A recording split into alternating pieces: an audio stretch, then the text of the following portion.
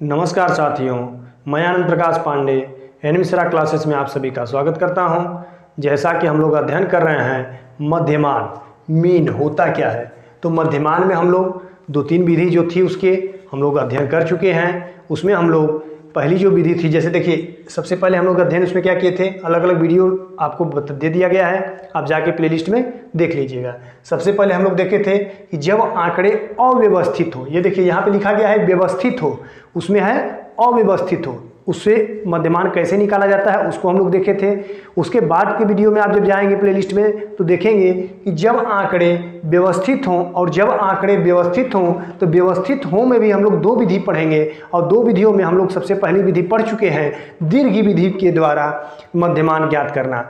आज हम लोग जो पढ़ेंगे लघु विधि के द्वारा मध्यमान ज्ञात करना है। यहाँ पे जो है देखिए, जब आंकड़े व्यवस्थित हों और व्यवस्थित हों में लघु विधि के द्वारा, हम लोग दीर्घ विधि का अध्ययन हम लोग कर चुके हैं पिछले वीडियो में। आज हम लोग अध्ययन करेंगे कि लघु विधि के द्वारा हम लोग मध्यमान कैसे निकालेंगे। और एक चीज और ध्यान दीजिए, इसी लघु विधि को ही हम कहते हैं कल्पित मध्यमान द्वारा मध्यमान ज्ञात करना। कि कल्पित मध्यमान, लघु विधि को ही हम कहते हैं कल्पित मध्यमान, जो कि इसमें एक कल्पना करके हम एक मान लेते हैं कल्पित मान, उसके मध्यमान मध्य बिंदु को हम मान लेते हैं और मान करके हम सवाल को लगाते हैं, और ये हमारे लिए दीर्घ विधि से भी आसान विधि हो जाती है। बस थोड़ा सा समझने का मतलब होता है कि आप थोड़ा सा बस समझ लीजिए तो बहुत आसान हो जाती है। बस समझने का ही है कि आप समझ लीजिए बस अच्छे से, और हम आपको समझा देंगे, इसका मुझे विश्वास है। आप थोड़ा सा बस अच्छे से देखते हुए एक एक पॉइंट को नोट करते हुए चलिएगा अपने नोट्स में। देखिए इसके हम सूत्र की बात करें, ताकि जब भी कोई विधि हम लोग जब अध्ययन करते हैं तो उसमें हम लोग सूत्र देखते हैं, और जब सूत्र आपको याद हो जाएगा, सूत्र आपके अगर दिमाग में अगर बैठ जाएगा तो आपको सवाल लगाना बहुत ही चुटकियों का खेल है। तो देखिए क्या है कि कैपिटल यम जो कि आपका होता है मध्यमान, तो यम बराबर AM। अब AM क्या है हम आपको बताएंगे कि AM क्या होता है, बस आप याद कर लीजिए कि कैपिटल M बराबर AM plus sigma FD upon N into I. यहाँ आपको पल्ले नहीं पड़ा होगा, कुछ भी दिमाग में नहीं बैठा होगा कि क्या है ये चीज़ें, क्या है AM क्या है, M क्या है, सिग्मा FD क्या है, N क्या है, I क्या है, यहाँ कुछ भी नहीं लिखे हैं। इसलिए भी नहीं लिखे हैं कि इससे आसान हो जाएगा आपके दिमाग में सूत्र फार्मूला याद करना। हाँ, उसके बारे में आप बस जान लीजिएगा किसकी वैल्यू क्या है, ताकि आपको आसानी होगी सवाल को लगाने में और सूत्र आपको याद करने में, ताकि पेपर में आसानी से आप इसी को याद करके जाइएगा। न कि आपको, अब जैसे AM है तो AM की जगह पे देखिए यहाँ पे हम आपको लिखे हैं कि क्या है कल्पित मध्यमान। क्या है कल्पित मध्यमान, जो कि हम मानेंगे सवाल, जैसे कि आपको यहाँ पे हम सवाल लिखे हैं तो इसमें एक कोई वैल्यू को हम बीच वाली वैल्यू इसमें गिनेंगे, कितने वर्ग अंतराल हैं, इन वर्ग अंतराल को बीच वाली वैल्यू को हम मध्यमान मान लेंगे, वही हमारा हो जाएगा कल्पित मध्यमान। समझ गए होंगे आप। तो कल्पित मध्यमान हम यहाँ पे नहीं लिखे इसलिए कि आप फार्मूला याद करने में भूल जाते। कल्पित मध्यमान बार बार रखते कि मध्यमान बराबर कल्पित मध्यमान प्लस कोष्टक में क्या सिग्मा एफ की वैल्यू होती है आवृत्ति, सिग्मा आवृत्ति इंटू डी क्या होता है, तो यहाँ से ध्यान दीजिए कल्पित मध्यमान से विचलन। अब ये सब क्या होता है आपको याद करने में दिक्कत होती, तो आप सिर्फ फार्मूला बस याद करिए कैपिटल M बराबर AM plus sigma FD upon capital N into I. अब इसकी कौन कौन सी वैल्यू, किसका क्या है, किससे मतलब क्या होता है, बस इसको हम लिखे हैं, इसको आप लोग अब ध्यान से समझ लीजिए क्या है। तो AM बराबर कल्पित मध्यमान, ये होता है कल्पित मध्यमान। F बराबर आवृत्ति, जैसा कि आपको हम पिछले वीडियो में शुरू से ही बताते हुए आ रहे हैं कि आवृत्ति F से प्रदर्शित करते हैं, फ्रीक्वेंसी इसी को हम कहते हैं। D जो है, ये D जो होता है वो कल्पित मध्यमान से विचलन, जो D होता है उस विचलन को निकाला जाता है, वही विचलन होता है कल्पित मध्यमान। जो हम कल्पित मध्यमान माने रहेंगे उसको हम उसी से निकालेंगे विचलन, इसी D को हम कहते हैं विचलन। लेकिन उस विचलन तो कहते हैं D को, लेकिन उसी विचलन को हम कहते हैं कि कल्पित मध्यमान के द्वारा जो निकाला गया विचलन होता है उसको हम कहते हैं D से प्रदर्शित करते हैं। और F जो आवृत्ति होता है और D जो होता है ये जो विचलन, तो आवृत्ति और विचलन के गुणनफल को हम क्या कहते हैं कि आवृत्ति तथा विचलन का गुणनफल, इसका हमें जरूरत पड़ता है। देखिए यहाँ पे F इंटू डी, और इसी को जब हम जोड़ देंगे इसका वैल्यू निकाल करके गुणा करके आपस में F आवृत्ति का और D का विचलन का दोनों का निकाल के हम वैल्यू को आपस में गुणा करके और जब जोड़ देंगे तो यही हमारा सिग्मा FD आ जाता है। तो यहाँ पे अब उसके बाद N क्या है, आवृत्तियों का योग है, जो आवृत्ति F है इसी का योग है क्या, N से हम प्रदर्शित करेंगे। उसके बाद आई क्या है, वर्ग विस्तार है, कि वो जो वर्ग विस्तार हुआ है 10 से 20 हुआ है, 20 से 25 हुआ है, या 20 से 30 हुआ है, तो इस तरह से जो वर्ग अंतराल हुआ रहेगा तो उसको हम लोग गिनेंगे या जोड़ेंगे कितने का अंतराल है, 2 का अंतराल है कि 10 का अंतराल है कि 5 का अंतराल है, उसको हम आई से प्रदर्शित करते हैं। वर्ग विस्तार होता है और वही संख्या को हम यहाँ पे पुट करते हैं। अगर 5 का विस्तार होगा तो 5 लिखेंगे, 2 का विस्तार होगा तो 2 लिखेंगे, 10 का विस्तार होगा तो 10 लिखेंगे, आई के जगह पे हम लिख लेंगे। आइए हम लोग सवाल पे आते हैं। जो कुछ भी अगर समझ में नहीं आया रहेगा वो चीज़ आपको एकदम स्पष्ट रूप से समझ में आ जाएगा। तो देखिए क्या है, सबसे पहले प्रश्न आपका कि निम्नलिखित व्यवस्थित प्राप्तांकों का लघु विधि द्वारा मध्यमान ज्ञात करना है। किसकी विधि द्वारा, तो लघु विधि द्वारा या कल्पित माध्यमान द्वारा मध्यमान ज्ञात करना।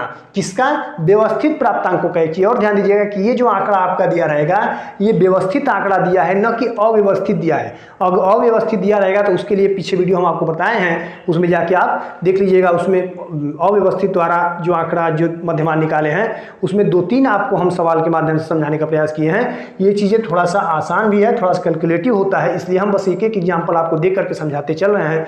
आपको ज़रूरत पड़ेगी या नहीं समझ में आएगा तो फिर से आप बताइएगा, हम अगले वीडियो एक वीडियो और एग्जाम्पल आपको हम देने का प्रयास करेंगे। तो आइए देखते हैं सबसे पहले वर्ग अंतराल। तो देखिए क्या है, 36 से 37 है, 34 से 35 है, 32 से 33 है, इस तरह से वर्ग अंतराल दिया हुआ है और उसकी आवृत्ति दी गई है। इसको पहले हम लोग लिखेंगे, उसके बाद हम लोग सवाल धीरे धीरे लगाएंगे। तो पहले लिखिए वर्ग अंतराल।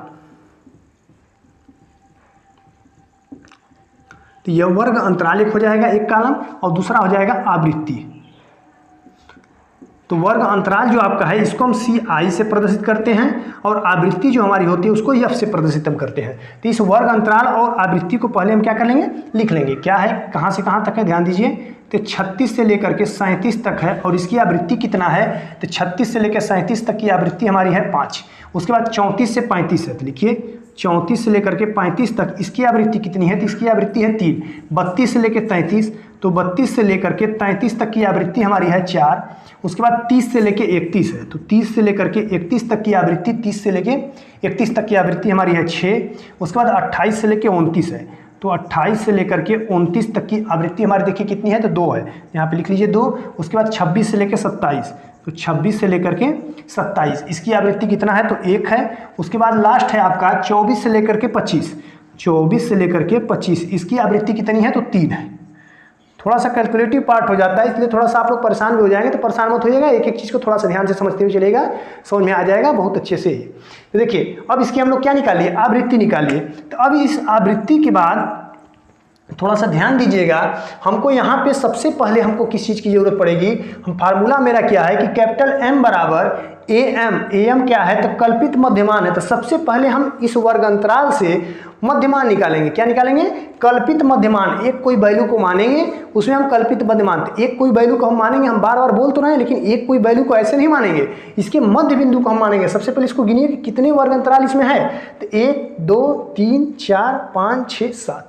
आपका वर्ग अंतराल क्या है, 7 है। तो 7 है तो आपको पता है कि बीच की जो वैल्यू होगी उसी को हम कल्पित मध्यमान मान लेंगे। इसमें बीच वाली वैल्यू कौन सी आ जाएगी, 1 2 3। उसके बाद जो चौथा वाला जो वर्ग अंतराल होगा इसी को हम बीच वाली वैल्यू मान लेंगे या इसी को हम कल्पित मध्यमान मान लेंगे। तो इसको हम कल्पित मध्यमान मान लेंगे। अगर यहीं पे मान लीजिए अगर रहता 8, ये तो संख्या कितनी थी, 7 है। जब 7 है तो हम चौथे वाले को मान लिए। अगर यही वैल्यू अगर 8 रहता तो 8 वाले में किसको मानते, तो 8 वाले में 2 वैल्यू को मान सकते थे, या तो चौथे को मान लेते या तो 5वें को मान लेते, वो हम अपने ऊपर स्वतंत्र रहते। वो 2 वैल्यू आपस में मध्यमान की वैल्यू मानी जाती है, तो उन 2 में से आपके ऊपर है, आप चाहे चौथे वाले को मान लीजिए या 5वें को मान लीजिए। तो उसमें बीच वाली वैल्यू को आपको जो समझ में आए किसी को आप मान सकते हैं, उसमें वो गलत नहीं होता है। तो इसमें आपका मिल गया क्या, 30 से लेकर के 31 तक की वैल्यू आपका, इसको कल्पित मध्यमान। अब इस कल्पित मध्यमान को सबसे पहले हम करेंगे क्या, इसको हम सॉल्व करेंगे, AM की वैल्यू हम निकालेंगे।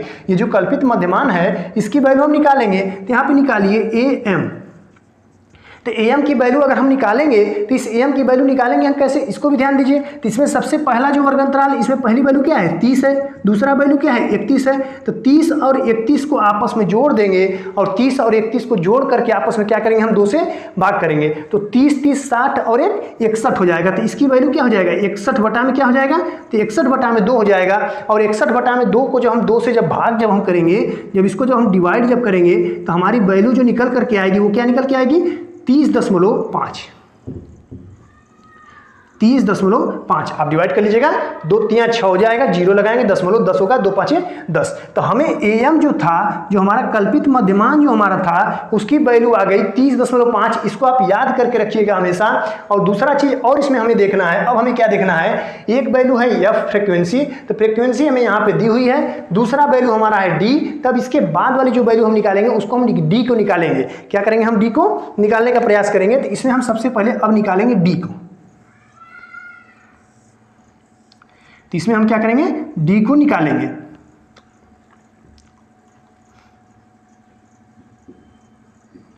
ये आपकी आवृत्ति है। उसके बाद हम D को निकालेंगे। अब ध्यान दीजिए, अब D को निकालने के लिए हम कैसे निकालेंगे कल्पित मध्यमान से D को।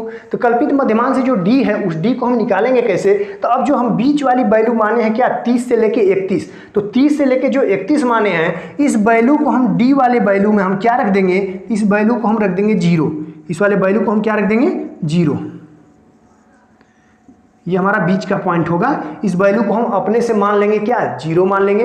अब उसके बाद 0 मानने के बाद अब एक चीज यहाँ पे हम देखेंगे, थोड़ा सा ध्यान दीजिएगा, एक बार ऊपर और एक बार नीचे, दोनों में हम देखेंगे। और देखने में क्या देखेंगे कि 30 से ये देखिए क्या हो रहा है, या 31 है तो 31 के बाद क्या हो रहा है, 32, 32 के बाद 33, 33 से देखिए क्या है 34, 34 के बाद 35 हुआ, तो 35 से लेकर 36। ये कहीं ना कहीं आपको क्या समझ में आ रहा है कि ये जो हमारा जो कल्पित मध्यमान है, इस कल्पित मध्यमान से कल्पित माध्य जो बिंदु हमारा है उससे ऊपर की वैल्यू क्या हो रही है, तो बढ़ रही है। ऊपर की वैल्यू क्या हो रही है, बढ़ रही है। तो इसको बढ़ने के लिए अब हम D की वैल्यू निकालेंगे कैसे, हम आपको समझा रहे हैं, इसको आप याद करिए, इसको आप समझिए। देखिए 30 से 31 की वैल्यू हम क्या किए, 30 से 31 को जोड़े, 2 से भाग किए, आया हमारा 61/2, 30 दशमलव क्या आ गया, 5 आ गया। अब 30.5 में हम फिर से क्या ध्यान देंगे, 30.5 में अब हम ऊपर फिर वैल्यू हम देखेंगे क्या, जैसे 32 वाला सेकंड वाला कॉलम हमको देखना है, तो सेकंड वाला हमको कॉलम देखना है, तो क्या है 32, उसके बाद वाली वैल्यू क्या है 33। तो इस वैल्यू को हम जोड़ेंगे और आपस में 2 से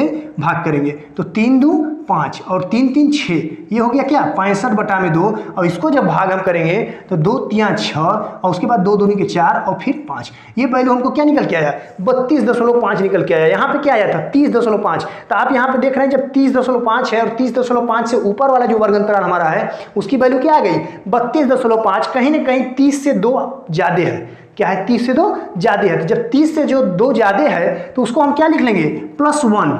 क्या करेंगे, +1। अच्छा 2 ज्यादा है, कैसे पता करेंगे और कैसे हम 1 ही लिखेंगे, हम 2 ज्यादा है तो 2 लिखना चाहिए, नहीं। ध्यान दीजिए क्या है 36 से लेकर 37 है, तो 36 से लेकर के जो 37 है इसमें जो I की जो वैल्यू है वर्ग विस्तार, यही वर्ग विस्तार है 36 से 37। तो 36 से 37 का वर्ग विस्तार कितना हो रहा है, तो 2 का हो रहा है 37। अगर यहीं पे रहता 36 की जगह पे 35 रहता, 35 से 37 रहता तो वर्ग विस्तार कितने का होता, 3 का होता। जोड़िए 36 37 कितने का वर्ग विस्तार हुआ, 2 का।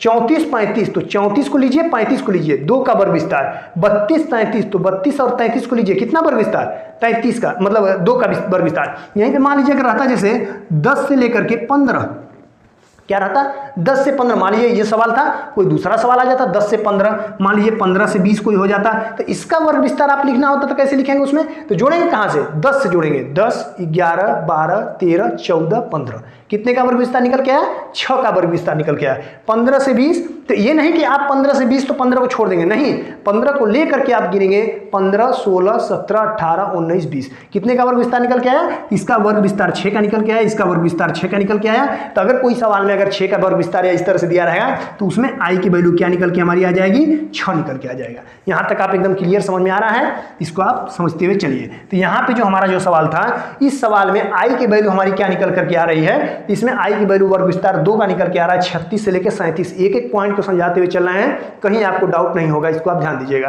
तो ये I की वैल्यू क्या निकल के आएगी, 2। इसका आप कहीं ना कहीं नोट कर लीजिए, यहाँ पे I की वैल्यू 2, I बराबर 2।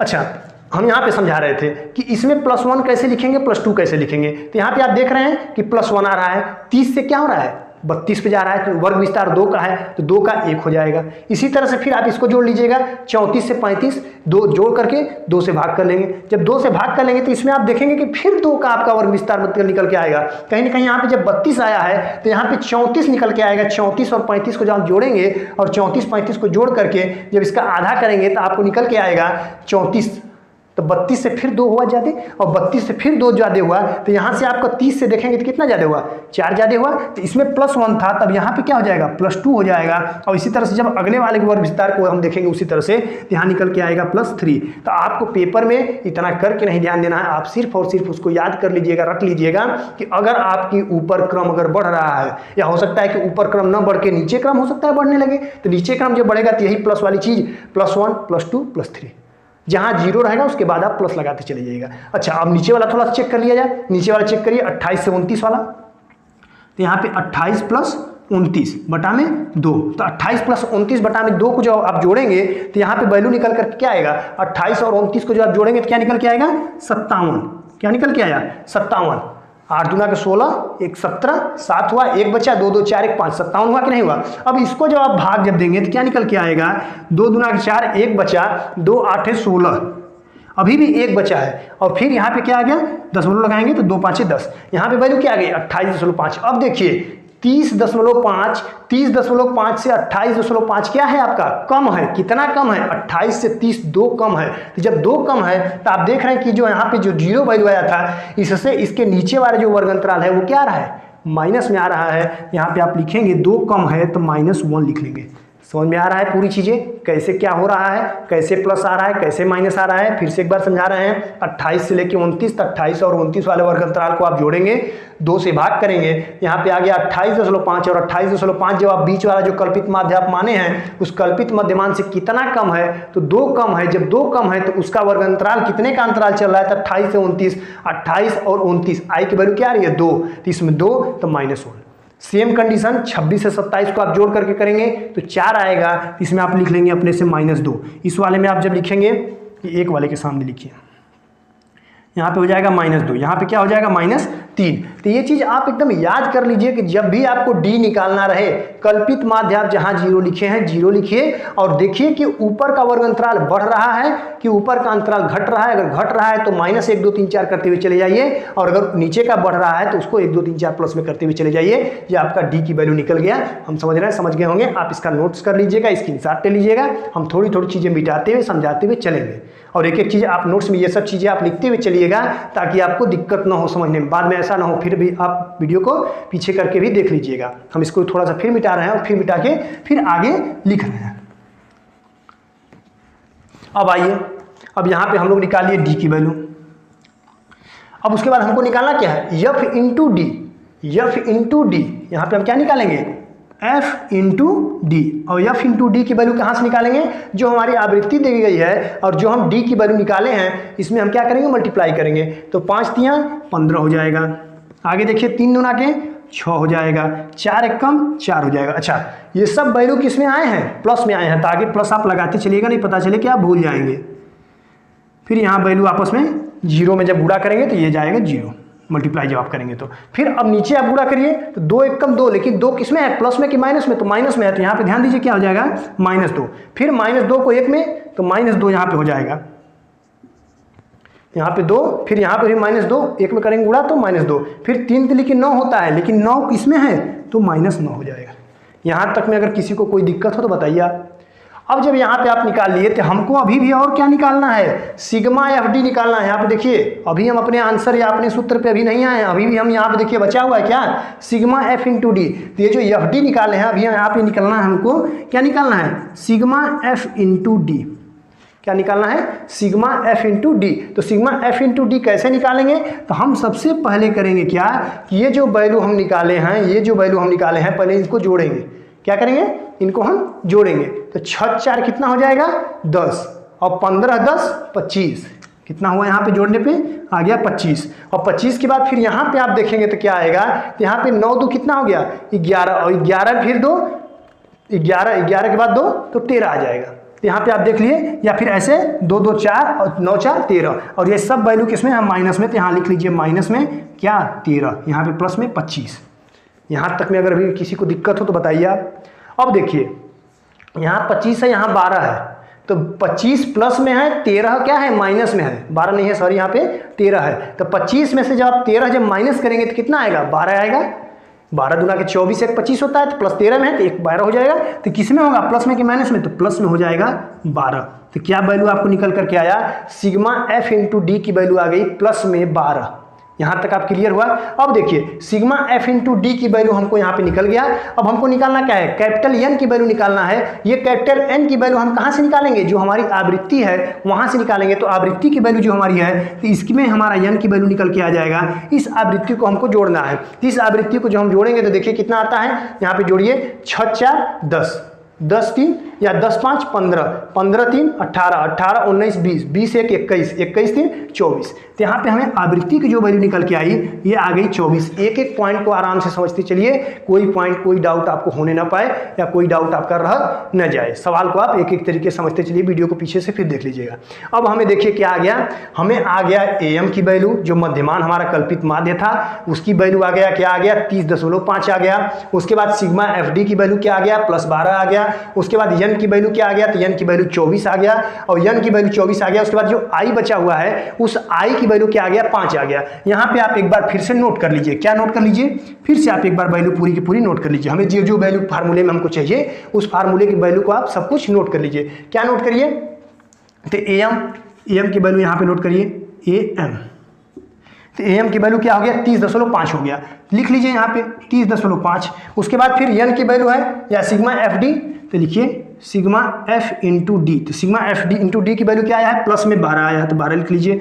उसके बाद फिर एन है तो एन की वैल्यू लिखिए 24 आया है, यहाँ पे लिख लीजिए 24। उसके बाद फिर क्या है, आई आपको हम बताए हैं आई कैसे निकालते हैं। तो आई जो हमारा जो वर्ग अंतराल है वह वर्ग अंतराल कितने का है, उसी वर्ग अंतराल की वैल्यू हमारी आई होती है। तो 36 से लेकर 37, 36 और 37 वर्ग अंतराल कितने का हो रहा है, 2 का हो रहा है। तो आई की वैल्यू हमारी क्या हो जाएगी, 2 हो जाएगी। अब हम फार्मूला लिखेंगे, फार्मूले में वैल्यू को हम रखेंगे और हम आंसर को निकालेंगे। इसको आप नोट कर लिए, इसको हम मिटाएंगे और इसे यहीं पे हम फार्मूले पे जगह पे यहीं पे वैल्यू रखेंगे और आंसर हम निकालेंगे।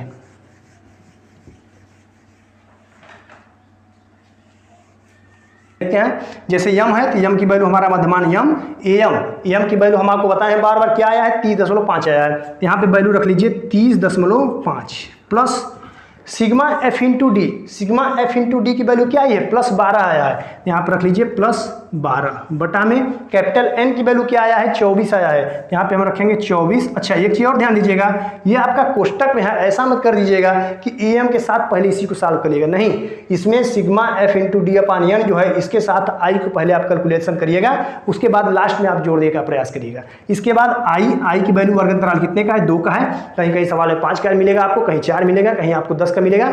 जो भी वर्ग अंतराल मिलेगा आप परेशान उससे मत होइएगा, उसको आप लगा लीजिएगा। आगे देखिए ये चीज मिल गया। अब ध्यान दीजिए, आपको हम बताए हैं कि सबसे पहले इतने को आप सॉल्व करिएगा। तो इतने को सॉल्व करेंगे तो क्या आएगा, 2 से 24 को काट सकते हैं, काट लीजिए, या तो 12 दूना के 24 आपस में मल्टीप्लाई कर लीजिएगा, तब भाग दीजिएगा, जैसे आपको सुविधा लगे आप कर सकते हैं। तो 12 दूना के 24, यहाँ हो गया 12 और फिर 12 से 12 काटेंगे तो बचा क्या, सब वैल्यू मिला के आ गया 1। तो यहाँ पे हम लिखेंगे कि कैपिटल M बराबर 30.5 प्लस 1, 30 और 1 31, यहाँ पे हो जाएगा ना। 0.0 लगा लीजिए, इसका कोई वैल्यू नहीं, 0 के बाद 0 की वैल्यू कोई वैल्यू नहीं, उसका कोई माने नहीं होता है। तब देखिए 30 और 1 31, तो हमारी वैल्यू निकल के क्या आ गई 31.5। तो हम निकाले आज क्या, हम क्या आज पढ़े, कैपिटल एम जो हमारा मध्यमान है ये आ गया 31.5 हमारा आंसर आ गया। और किस विधि से हम निकाले, लघु विधि से निकाले। और इसी लघु विधि का और नाम एक क्या होता है, या तो पेपर में दे देगा लघु विधि के द्वारा मध्यमान की गणना कीजिए, या तो वहीं पे दे देगा कि कल्पित मध्यमान द्वारा मध्यमान ज्ञात कीजिए। तो कल्पित मध्यमान द्वारा मध्यमान ज्ञात करना या लघु विधि द्वारा मध्यमान ज्ञात करना आप आराम से निकाल लेंगे। तो इसमें आप फार्मूला सिर्फ और सिर्फ आप एक बार याद करके रखिएगा कि एम बराबर होता है M plus sigma F D upon N into I. और सिग्मा एफ इंटू डी कैसे हम निकालते हैं, सबसे पहले जो हमारी आवृत्ति दी रहेगी उसमें सबसे पहले हम एम की वैल्यू निकालेंगे। एम कैसे निकालेंगे, जो भी वर्ग अंतराल हमको दिया रहेगा उस वर्ग अंतराल में हम बीच की कोई वैल्यू, अगर मान लीजिए ये 7 है तो बीच की वैल्यू हम चौथे वाले वैल्यू को रख लेंगे, या उसी में अगर मान लीजिए 8 है तो या तो हम 5वें वैल्यू को रख सकते हैं बीच की वैल्यू, या तो चौथे वैल्यू को रख सकते हैं। इसमें से जो भी एक वैल्यू को हम मान लेंगे और एक वैल्यू को हम मान करके यहाँ पे, और उसको मान के वही हम दोनों वैल्यू को जोड़ेंगे, 2 से भाग कर देंगे। 2 से भाग कर देंगे तो जो हमें वर्ग अंतराल का जो वैल्यू निकल के आएगा वो एम की वैल्यू निकल के जाएगा। उसके बाद एक वर्ग अंतराल ऊपर का और एक वर्ग अंतराल जो होगा नीचे का, दोनों वैल्यू को आप जोड़ करके 2 से भाग करके चेक कर लीजिएगा कि जो हमारा जो मध्यमान की जो वैल्यू है, जो एम की जो वैल्यू है, जो कल्पित मध्यमान हमारा है, इस कल्पित मध्यमान से कौन सा ज़्यादा है, ऊपर वाला ज़्यादा है कि नीचे वाला ज़्यादा है। जो ज़्यादा होगा बस तुरंत +1 +1 +2 +3 लिख दीजिएगा। अगर ऊपर और नीचे वाला अगर होगा तो उसको -1 -2 -3 लिख दीजिएगा। या हो सकता है कि हम तो बस 3 ही तक आपको मिला है, कहीं हो सकता है आपको 4 5 6 तक मिल जाए, कहीं नीचे 3 4 5 मिल जाए। और इससे मत घबराइएगा, ऊपर अगर 6 होगा तो हो सकता है नीचे 5 ही हो, एक कम हो सकता है ऊपर 4 हो तो नीचे, या फिर नीचे हो सकता है 6 हो तो ऊपर 5 होगा। एक ही कम ज़्यादा होगा, बहुत ज़्यादा कम नहीं होगा। तो यहाँ पे आप जो वैल्यू निकल के आया है, वर्ग अंतराल जो आएगा आई की वैल्यू जो भी वर्ग अंतराल के बीच की जो रहेगा, जैसे 36 से 37 है तो 2 है तो 2 लिख लेंगे, और बाकी इनका आपस में अपरित्य और डी का गुणा कर लेंगे तो वो आ जाएगा FD, और एक प्लस की वैल्यू एक माइनस की वैल्यू। ये सिर्फ आपको बड़ा लग रहा है, जब आप लगाएंगे और एक बार प्रैक्टिस में ला देंगे तो जो वर्ग अंतराल जो है, ये जो जब आंकड़े व्यवस्थित हों, उस व्यवस्थित आंकड़े में दीर्घ विधि से भी आसान विधि मानी जाती है लघु विधि को। तो हम समझ रहे हैं कि आपको क्लियर समझ में आ गया होगा। एक बार आप पहले इसका स्क्रीनशॉट लीजिए। तो हमारा जो यहाँ पे आंसर जो आया था 31.5 आया था, एकदम नोट कर लीजिए। और एक एक चीज़ बता तो रहे हैं, एकदम एक एक चीज़ आपको हम बताएं, कोई चीज़ छोड़े नहीं है। कहीं आप कंफ्यूज मत हो जाइए कि ये वैल्यू कहाँ से आई है, ऊपर वैल्यू कैसे आप जोड़ दिए, कैसे प्लस कर दिए, कैसे माइनस कर दिए, इसको भी आपको हम बताए हैं।